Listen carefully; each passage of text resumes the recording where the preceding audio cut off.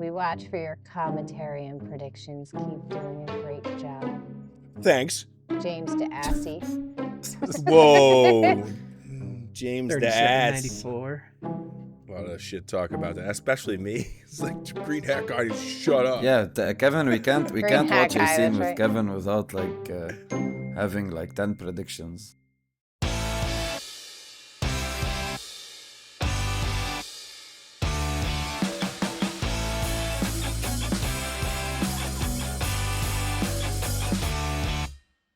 Welcome back, everybody. We are here again with Better Call Saul. We're on season 2, episode 5. Before I forget, intros. Me, Kevin, Tom over there. We've got Katie and Blue. See? Right order this time. Good job.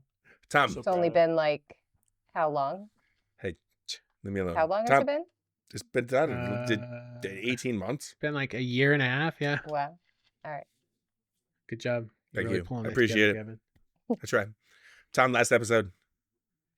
What? All right. Last episode was gloves off. Jimmy meets with Davis and the Davis and Main partners who are angry about him running the commercial without their consent, but Cliff gives them a second chance. Kim meets with Howard and Chuck. Howard reprimands her for not informing them about Jimmy's commercial and demotes her to entry-level work in the document review office. Nacho is concerned about Tuco's erratic behavior and the possibility that he might find out about Nacho's secret deals. He and Mike discuss killing Tuco, but Mike decides against it, arguing that Tuco's death would draw attention from the Salamancas and the cartel. Instead, Mike stages a fender bender with Tuco's car and goads Tuco into attacking him, having called the police beforehand. The police arrive during the altercation and arrest Tuco for assault with a deadly weapon since he was carrying a gun. Mm-hmm. Plan to That a is T.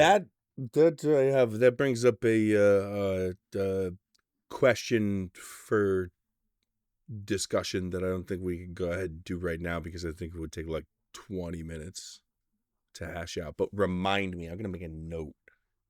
Just do it at the end of the episode, and that's where everybody skips. So No. I see the watch stats. Yeah. So, Anyways. wait, do I ask in- my question now? Because it's Yeah. Ask go your ahead. question. Okay, so my question is, if Walt is dead and everyone that was a threat to Saul is dead, why is Saul still running? Is he running from the cops? Because I don't think the cops are after him. So why is he still in incognito mode? Oh, you mean after Breaking Bad? Why did he go ahead and go to Yes. Omaha and get his identity and everything changed? I mean, he fled from Walt and I think Jesse, but I think he No, he fled did not. He didn't leave because of Walt and Jesse. He left because the cops are after everybody. just to be Okay. safe.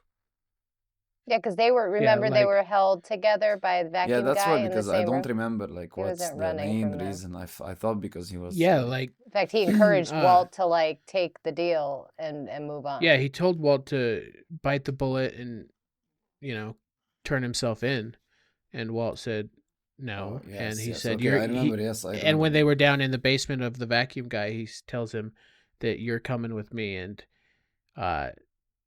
Jimmy, well, Saul at that time, Saul sees him, Walt gets in his face, starts coughing, and Saul realizes, okay, this is who I used to fear, and he says, nope, you're on your own, and just leaves. Yeah, So yeah, he's that's true. he's definitely running from the cops. He's not running from Okay. Walt or Jesse. And I know you can't provide any type of affirmation, so I'm just gonna talk out loud. But I would bet they get into some of that near the end of the series as the Breaking Bad universe starts to really overlap. It seems like the timelines are eventually gonna.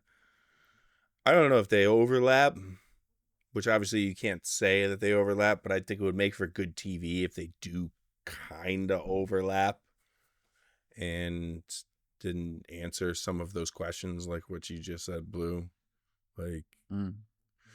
Why is Saul really running if the criminal investigation... I mean, he could be 6 months after he's in Omaha, it could be considered like a pretty much closed case. Do we get some idea or like do they show us like a little bit of how Saul's story pans out after, you know, the whole Walt dying and Baby Blue? Because we got Jesse, because Jesse went away at El Camino. I don't know. Yeah. So just Okay. my spitballing. Well, Kim comes back to Omaha. Like that's where she leaves at some point. Probably like season. How many seasons are there again? 5? 6. yes, 6.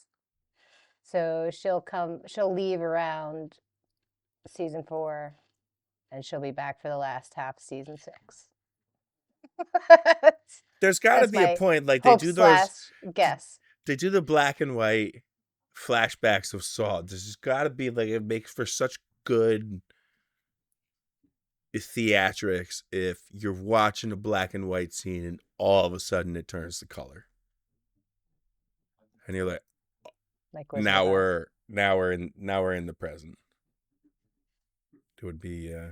I mean, I wouldn't pass that up, but I ain't very good at making up stories. So Water heater. You didn't mention any water heaters. there might Nah, be still a water It's been heater. a while since we mentioned water heaters, by the way. All right, let's get into it. Yes, okay. Here we go. Oh yeah, happy holidays. 3, Yeah, 2, I Oh, was yeah. gonna say we didn't say happy holidays, bro. Oh yeah. And- Happy Yeah, holidays. I mean, yeah. Merry Trashmas. Merry Trashmas. I got my Die Hard Christmas sweater on. Can't quite see the whole thing. I wish the viewers knew the video, the Trashmas video. Oh yeah. I could probably post it. I put it up. Hey, light. Somebody is Electricity. okay with some electricity. Oh boy. Interesting.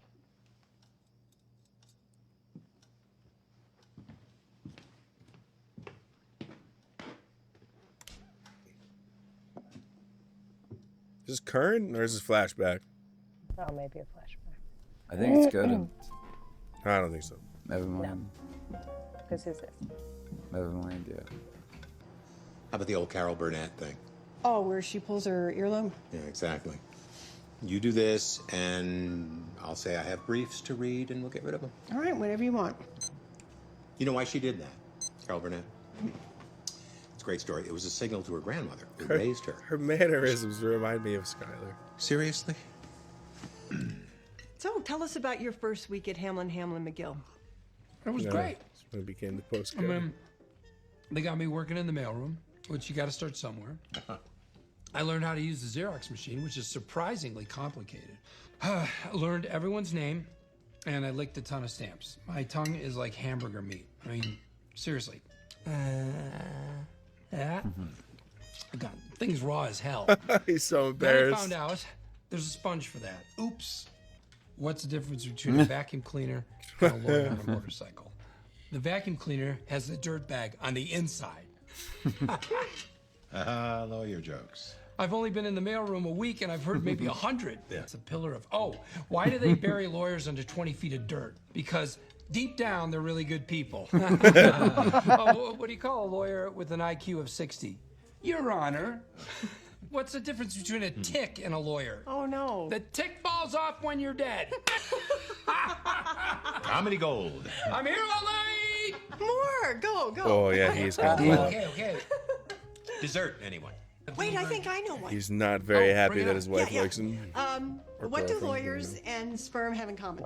Oh, it's just, 3 million. No, wait. 1 in 3 million have a chance of becoming a human being. being. Love that. Oh, she got a ring on it. He said our wedding. Yeah, Yo-Yo Ma was. Oh, at the that's right. wedding. They said wedding. Yeah, that's right. What do you call 25 attorneys buried up to their chins in cement? Not enough cement. What? Oh. He's trying to. Yeah, but it didn't fell flat. She's not happy the way she laughed at Saul's jokes. I know Maybe he's just not always charismatic like Saul. awkward silence. So it always has been about jealousy. I don't know. And there's something. Yeah, I Like, think so. I think it it's feels a like jealousy. complex. Well, right. I think he Their thinks relationship that is super complex. from his perspective, everything just comes easy to Saul. Like things just fall in front of him, and like you can just see he just tried to tell a joke and he couldn't do it. Like, and he's so brilliant. I think it pisses him off to see certain things come so easily. Yeah, jealousy though, right? It's envy. And pretty much. I mean, but they're brothers. I was saying before, I hope we get some insight into, because they keep doing like these nice, cool flashbacks into Jimmy and Chuck's childhood. Hi. Whoa. Sorry, I didn't mean to sneak up on you. I just thought everyone was gone. Nope, I'm here late most nights. Was there anything else? Yeah, one quick thing. I have the brief you gave Cliff this morning, the plaintiff's opposition to the defendant's motion. I have a few notes. I think they're pretty clear, but it's probably easier if we just go over them together. Jesus, like 14. Jesus, those are Cliff's? No, they're my notes. I'd love to go over them now if you have a minute. It looks worse than it is. It's just that we have a particular house style. Okay, no offense, but you're a second-year associate, right? Yep, And I came in as a fourth year. that's right. So why is a second year giving notes to a fourth year? Does Cliff have you babysitting me? No, Yes. this is just one associate helping another. So if we could continue this first thing tomorrow morning. Well, I was thinking we should just get her done now. No time like the present. So I'm gonna get my favorite pen, and I will see you That's momentarily. like, goodbye. Morgan You got Freeman. We did not see him momentarily. Is that the music playing in the basement, or is it the background for the scene? Somebody's got a speaker. Or something. Yeah, I was gonna say, it looks like back. It looks like. You can call me Kim. Kim, it's 20 to midnight. Are you asking me if you can leave? Guys, I'm not your supervisor. Don't stick around on my account. They're like, you could have told us that 3 hours ago. Hey, right? Wexler versus Hamlin, McGill. You want me to sue my own firm? Filing's all typed up. It's ready to go. This is not my area of expertise, right? So first order of business, we get a great employment law attorney. Show him we mean business. I'm telling you, Chuck is behind this. No, you are behind this. I told you this would happen, and now I'm paying the price. And I'm most certainly not suing HHM. Kim, Even if I won, who would hire me? That would be career suicide. My knight in shining armor, that is some sacrifice. Quitting a job that you've been trying to tank since day one. Prove you can go 1 week, hell, 1 day without breaking the rules of the New Mexico Bar Association or pissing off your boss. You don't save me. I save me. She's gonna leave it and she's gonna read it. Just please go. is Aaron in yet?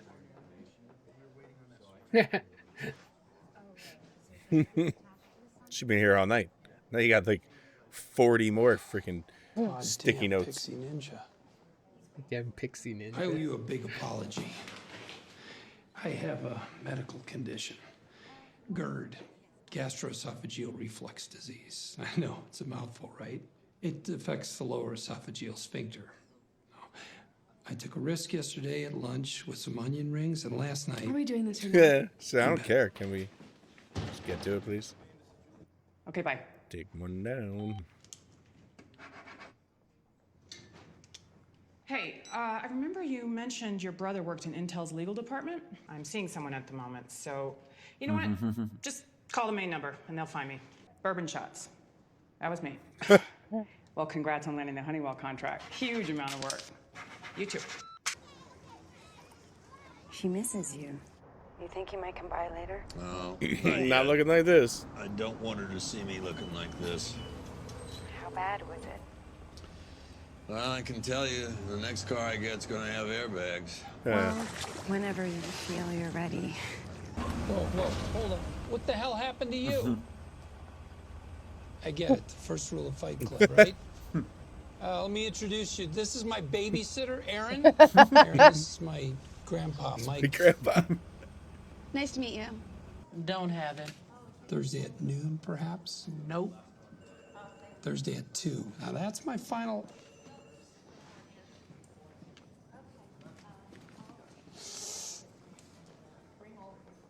You're pretty. Will you be my new mommy? What are you doing? What? That's a bribe. It's a gift. That's how it works here. Grease the wheels of justice. That's not how it works. You submit the paperwork and you get a date. Period. Is there any possible way we could still get Thursday? I'll give you 2:30 Thursday. The 14th. That's next month. We'll take it. It's got a little fireplace. Fireplace? I killed my mother for a fireplace. Oh. Now I kill her for a window. Oh. Hey, you got a little something on your, Yeah. Mustard? It's vomit. Oh. Again. The worst part. Could have come from 2 different defendants. They're scumbags. They're all scumbags. This is Kim Wexler. I was looking for a Jillian Hogan. He's gonna have enough eventually. She's trying to get out of the basement. Kim Wexler. Hey, how are you, Paige? You did? That's so nice to hear. I thought we hit it off as well. No. Really?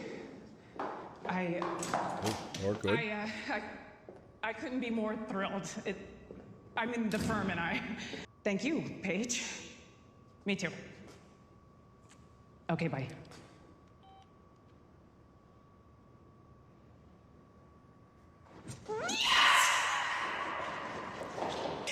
They don't take her out of the basement, and she brings the case to Jimmy.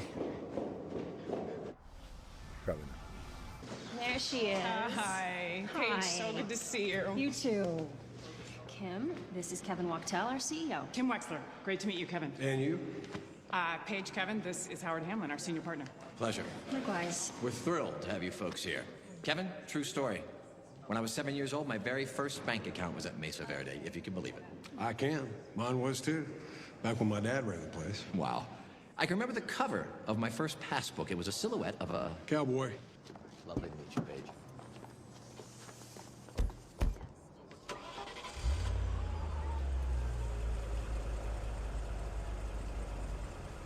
Congratulations. Right back at you. I'll circle back with Paige, get the ball rolling, start talking strategy, maybe put together a list of staff associates we can put on this. Nah, stay in I'll the put basement. Francis on that. You've got enough on your plate in doc review. Oh, I told you. Okay. That was the straw that broke the camel's back. Oh, yeah, hopefully. Hopefully.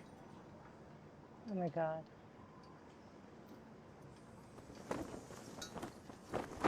Come on, Kim. Break bad. I hear clinking. Does that mean we have something to celebrate? We sure do. Is it Howard? Yeah. Oh, it's the case that Kim brought? Kim Wexler brought them in. Fourth-year associate snags $250,000 in billings. She's probably having a couple of drinks herself. She's out of the doghouse, I assume. We'll see. Yeah, for somebody who wanted to buy you out in season 1, you guys certainly seem to be a little... expansion. It's complex. Yeah, I'm trying something new. Coming in working until 9. It's easier before the place opens without all He's the going to get lights. her out of the basement. Phone's ringing. How about some coffee? No, thank you. Would you mind making me some? I apologize. It's just, I can't do it myself. Do I have a future at this firm? We have a lot in common, you and I. We don't answer My brother questions. left you holding the bag. If it makes you feel any better, you're not the first person to go out on a limb for him. Jimmy ever tell you anything about our father? Not much, no. There you go, Kevin. Here we go. Backstory I was looking Dad. for. Our dad, he was, well, the personification of good. But Dad was not the world's greatest businessman, and eventually he ran into money troubles. I had a clerkship at the time, but I came home to help him get his books in order, set the ship straight. Now, I'm no accountant, but I discovered $14,000 was just gone. My dad wouldn't hear it. Nope. Not his Jimmy. Maybe it wasn't Jimmy. 6 months later, he was dead. At the funeral, no one cried harder than Jimmy. He can't help himself. And everyone's left picking up the pieces. God, that chair. It's like he's sitting in the fucking doctor's office with the Is there any paper. coffee left? No, it's his Mylar lining. Oh. You can hear the. I'll talk to Howard. You can hear the Pour a aluminum little jacket. oil on troubled waters. You're being wasted down in dock review. Good job with Mesa Verde. You can hear the aluminum vest. Yeah, but wait. Can you hear it? Yeah. That's what I was talking about. The paper at the doctor's office. But The Mylar, yeah. She's confused now because she knows she thinks that Chuck was the one, according to Jimmy, was the one who's put her in the basement. But now he's saying that you don't deserve to be in the basement. I think him and Howard are both fucking dickwads. Mind if I join you? You're looking better, bro. Face looking better. A little better. Hi. What can I get you? Coffee, black. It's coming right up. That's Salamanca. Hector. That's freaking ding, ding, ding, ding, ding.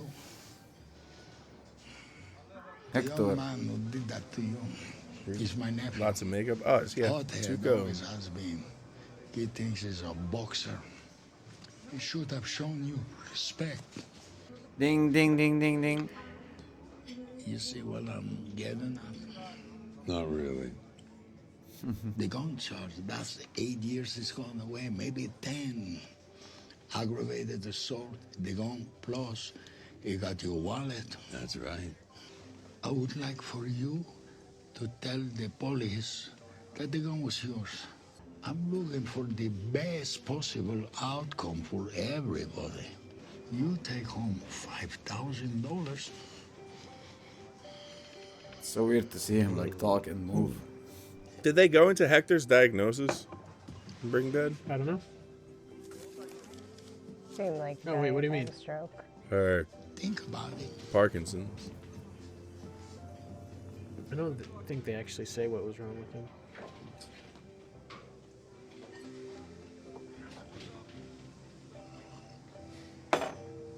Uh-oh.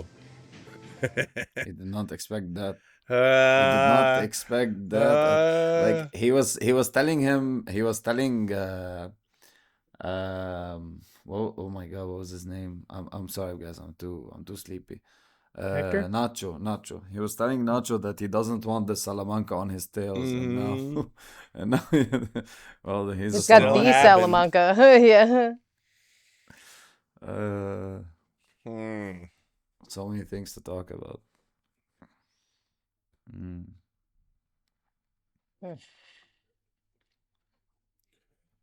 I don't know. There's just I love this show. Like there's just like so much. Like there's not like really any kind of craziness that happened. You know, like as we're used to Breaking Bad, but there's just like so much development Craziness that happens. Like so much. Like all these characters, you don't know where they're gonna go, what they're gonna do. Like Kim could just freaking explode at the fact that she's busted her ass and she got pretty much just chopped down by Howard. But isn't it Chuck that kept her in the basement? Chuck was like, you don't deserve to be in the basement. That there's just so much fucking manipulation. Well, when Howard brought the case over to Chuck's, Chuck said, so can Kim be like out of the doghouse or whatever? And he goes, we'll see. Like there's like some sort of like, Yeah, but isn't so? Then when she introduced Howard to freaking the action movie FBI guy from the 90s, that this is the senior partner. Like who's got the control here? Who's well, it's definitely made blurry this episode because we were led to believe it was Chuck. But now it seems like it's Howard. It's Howard. I feel like there are some unfinished business or like a story yet not told between Howard and Kim. It's just none of it makes sense. Yes, I agree with that. Absolutely. There's some freaking backstory there. Because like he was, even with Jimmy, he was very like, okay, you can take the case, and if it was me, I would have given you the case. Although that we know that Howard didn't like Jimmy and then we knew it was Chuck. But now, if Chuck is okay with Kim being around, why is Howard being like so strict with her? Well, that might be because of the history that Howard, like what you guys are saying, that could be related to the history that Kim and Howard have. Yeah, probably that. It's not. There's got to be some. I mean, there's something that we're going to find out later. But like in the first season, it was Howard wanting to get Chuck out of there, right? But then it's kind of alluded to where like Chuck has more control than he does. But then now it's alluded that Howard is the senior partner. And then they have the meeting and Chuck says, none of it makes sense. It doesn't add up. I can't figure out like who's the one in control. Maybe or they're working together and like they're just the screenplay's bullshit. Could it possibly be like showcasing like how they don't all completely understand, like have a accurate view on each other, or that their view of each other is based on their biases? Like Jimmy is so pissed off at Chuck that he's just assuming it's Chuck. You know what I mean? And just like not, I don't know. Like it could be just them making like a poor read on the situation. But you'd think that at some point the person with the most control and most power is gonna make like a power play, right? Like they're gonna end up being the one in position to attack first. Like they all just kind of seem to be like kind of playing chess. Like they're all just kind of trying to balance against each other's movements and sacrifice here and there. But eventually, there's gonna have to be a play. I don't know. Well, I think. Oh, sorry. I was just gonna say that maybe with everything that has to do with Jimmy, Chuck is in charge. Maybe it's an agreement between him and Howard, but with everything else, Howard is in charge. You know. But if Howard is the senior partner, he could choose to make Chuck not in charge anymore. And especially now, like before, the problem was that they didn't have enough money, but now they've got two huge cases. I mean, they were just talking about, like, Chuck was just saying, you just brought in $250,000 revenue every single quarter. Like, you just brought in all this money. Like, this case is great. Like, isn't that bad for Chuck? Because Howard could then the more that their finances, successful. They can cash him out. the easier it is to cash him out. Like, isn't that bad for Chuck that they get more business if Howard is the one in control and he wants to go ahead and cash him out? Like, why would Chuck be happy about that? And now he's like driving in cars and turning on electricity and. Well, no, that was that was the flashback with his wife. Yeah, the electricity is a flashback. He went into the freaking office with what, a lantern? Like, there's not active fucking electronic communications running through that office. Well, he's got his Mylar jacket on. Yeah. I mean, the condition's irrational. He's not exactly rational, so I don't. Right. So I don't see the issue with him ignoring the fact that they're still current in the lines. But He's then that also a rational human being. But that means he's also irrational in other things, right? That he can also he's irrational about electricity. That means he can be irrational about a whole bunch of other things that would be rational to others. So he certainly can have some sort of mental illness. But that would most likely bleed over into other things that other people would call rational.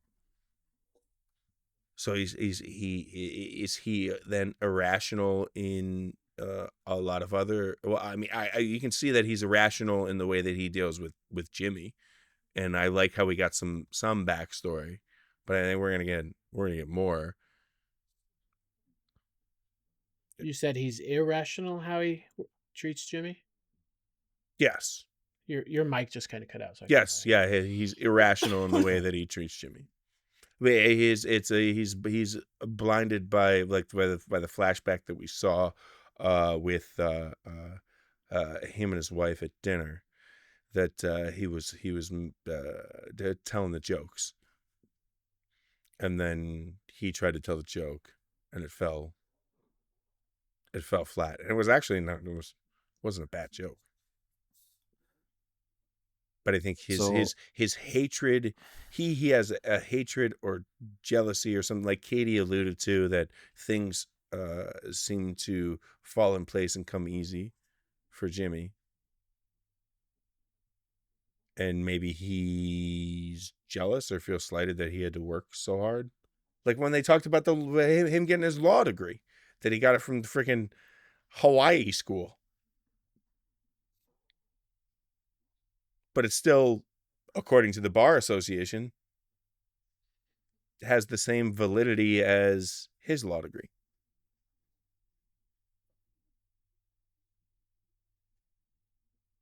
I don't know. So I was thinking about something else when during the dinner, when Saul said I memorized everyone's names, and then when Chuck was telling the story about his dad and he was loved by everyone, and he used to memorize everyone's names. So maybe also is it like a problem that Chuck has with Saul, that he resembles his father more than him, although he was named after his father. Well, it might have been. I think you're definitely onto something there, in that, like, maybe in Chuck's eyes, like Jimmy, every time he messes up, every time something happens, he's like bailed out. Like the consequences hardly ever touch him.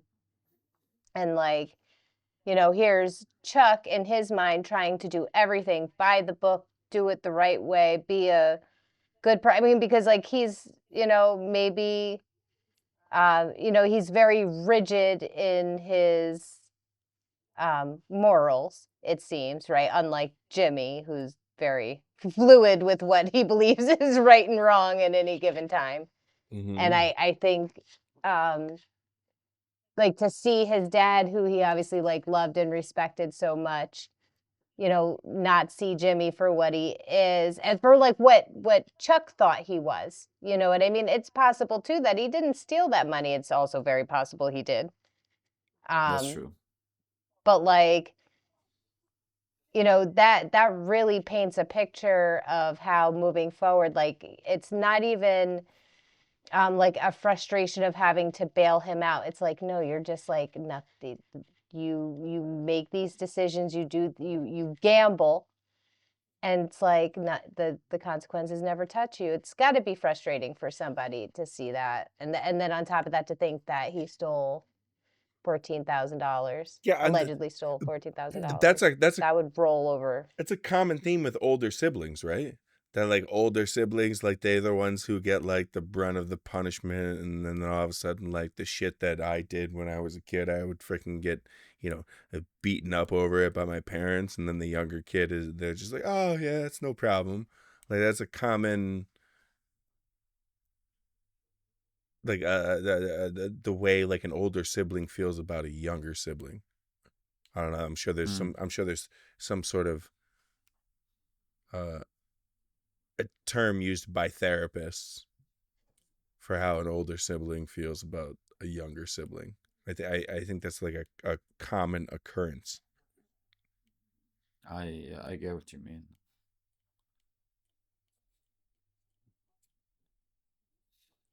But yeah, and the Kim situation, it's very complicated to be honest, and just like Kevin says, it poses the question on who's really in charge, and and is like if in the last episode, like exactly every time I've noticed that every time in one episode we think one way, the next episode we're like no way, Yeah. we do a 180 and we think the other way. Like Curveballs left and right, man. in the episode before this, we were like Chuck is 100% after Kim because he wants to extort you. I can't say the word. How do you even pronounce that word? Extortion? Extortion. Yes, extort your shin. So the extortion, but now you hear Chuck says, okay, so I guess then I'm gonna talk to Howard and you're gonna be out of the basement because you did well. And now we're like, wait, so he wasn't, and what? So, bro, like you're always confused, bro, in this in a good way. You're always confused in a good way in this series. It just kind of seems to me that Interesting dynamics. that Chuck is also like playing a scam of some sort. That he says like, you know, him and Jimmy are a lot more alike than is what's led to believe. I don't know, maybe they're doing. Well, Chuck is very analytical, so I'm sure nothing really goes over, or not too much goes over his head.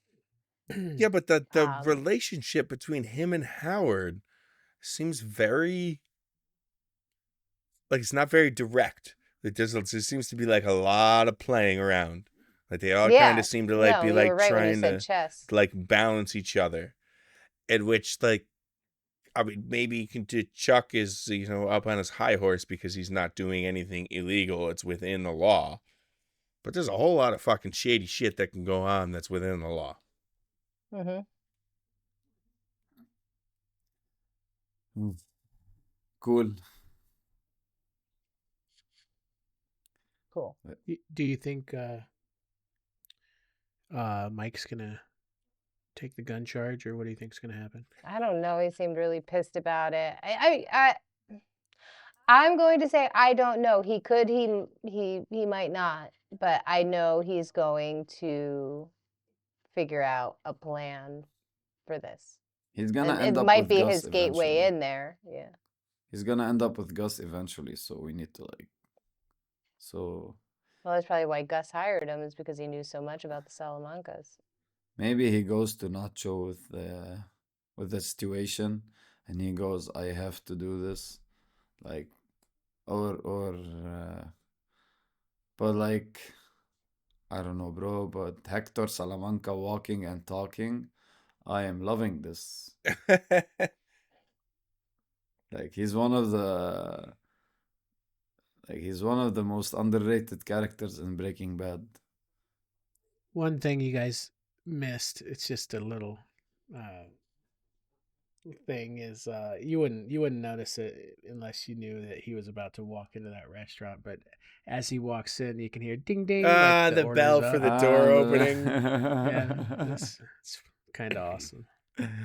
That was a nice Easter egg. I think what's going to happen with the Mike situation is the exact same thing that happened with him and Nacho. That Nacho came to him and was like, "You got to kill Tuco," and Mike came up with a new plan.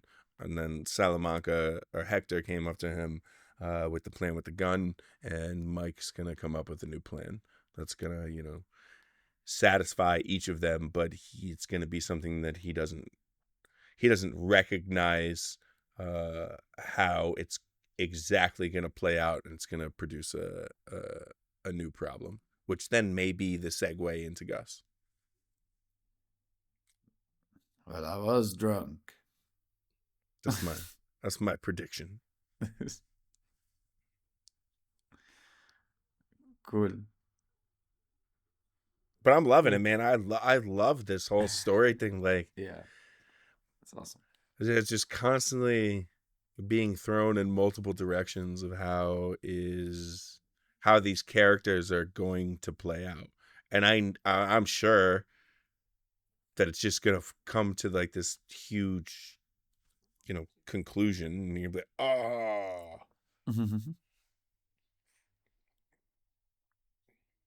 Yeah, it's pretty good. All right. I agree. All right. Looking forward to it. Happy holidays. Happy holidays, guys. Happy Enjoy holidays. your holidays. Happy holidays. Okay. Bye-bye. Bye. Bye.